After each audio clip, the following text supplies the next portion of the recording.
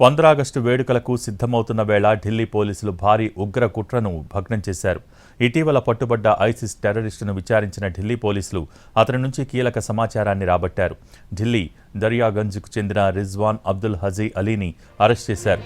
ISIS Pune మాడ్యూల్లో కీలక సభ్యుడిగా ఉన్న రిజ్వాన్ అబ్దుల్ హజీ అలీ గతంలో పూణే పోలీసుల నుంచి తప్పించుకున్నాడు. ఆ తర్వాత అబ్దుల్పై 3 లక్షల రూపాయల రివార్డు ప్రకటించింది ఎన్ఐఏ.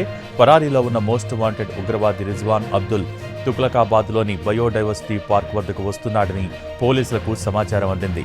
వెంటనే అలర్ట్ అయిన స్పెషల్ పార్టీ రిజ్వాన్ను ట్రాప్ చేసి పట్టుకుంది. నిందితుడి నుంచి పిస్టల్, 2 మొబైల్ ఫోన్లు సీజ్ చేశారు.